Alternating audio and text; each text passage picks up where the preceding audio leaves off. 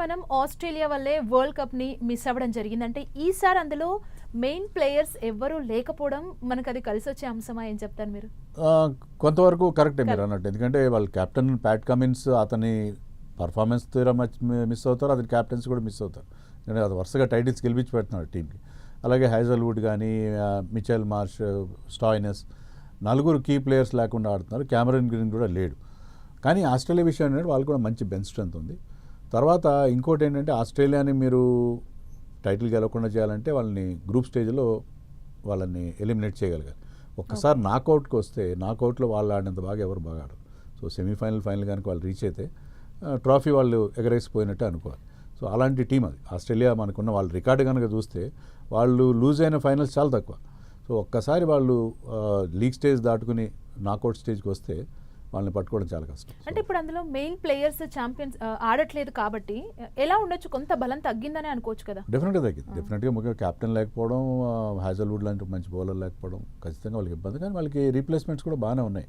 ఎందుకంటే అక్కడ మ్యాక్స్వెల్ ఉన్నాడు, తర్వాత స్టీవ్ స్మిత్ ఇప్పుడు చాలా మంచి ఫామ్లో ఉన్నాడు, మిచెల్ స్టార్క్.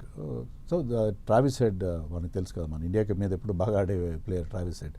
సో వాళ్ళకి మంచి టాలెంట్ ఉన్నది, వాళ్ళది టాలెంట్ లేకుండా లేదు. బట్ వాళ్ళ గ్రూప్ కూడా చాలా టఫ్గా ఉంది. ఆ గ్రూప్లో ఇంగ్లాండ్ ఉంది, సౌత్ ఆఫ్రికా ఉంది, ఆఫ్ఘనిస్తాన్ కూడా చాలా టఫ్ టీం అది. సో ఆ గ్రూప్ స్టేజ్ కనుక వాళ్ళు దాటలేకపోతే అది ఇండియా కలిసి వచ్చే అంశంగా చెప్పుకోవచ్చు. ఓకే. అండ్ ఛాంపియన్స్ ట్రోఫీలో మనకి ఎవరితో ఎక్కువగా పోటీ ఉండే అవకాశం ఉంది, ఏ టీంతో? మనకి డెఫినెట్గా ఆస్ట్రేలియా. మనం అంటే గ్రూప్ స్టేజ్ దాటుకుంటే మనకి ఆస్ట్రేలియాతో ప్రాబ్లం. న్యూజిలాండ్ కూడా ఇప్పుడు తక్కువగా అంచనా వేయడానికి లేదు. అంటే ఆస్ట్రేలియా అంటే మెయిన్స్ లేరు కాబట్టి తక్కువగా ఉన్నారు. లేకపోయినా సరే వాళ్ళు ఎప్పుడు ఎనీ టైం అదే అని చెప్పి నాకౌట్కి వాళ్ళు వచ్చిన తర్వాత వాళ్ళని ఎప్పుడు మనం తక్కువగా అంచనా వేయలేం.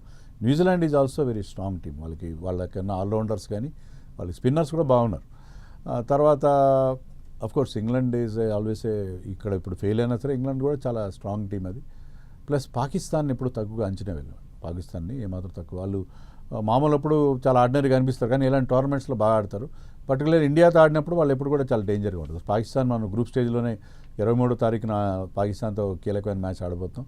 ఆ match probably the best match of the tournament, most awaited, most watched match of the tournament అవుతుంది. సో పాకిస్తాన్ ఎప్పుడు కూడా మనం తక్కువగా అంచనా వేయడం లేదు. అండ్ పాకిస్తాన్ గురించి మీరు మాట్లాడారు కాబట్టి కోహ్లీకి పాకిస్తాన్ మీద ఒక మంచి రికార్డు ఉంది. ఈ ట్రోఫీలో, ఛాంపియన్స్ ట్రోఫీలో పాకిస్తాన్తో కూడా ఆడాల్సి ఉంటుంది. అంటే కోహ్లీని మనం పాత కోహ్లీని చూస్తామా? డెఫినెట్గా. ఎప్పుడైనా challenge brings the best out of Kohli. So Kohli ఇప్పుడు ఏదో కొద్దిగా డౌన్లో ఉన్నాడని చెప్పి మనం తక్కువగా అంచనా వేయాల్సిన అవసరం లేదు.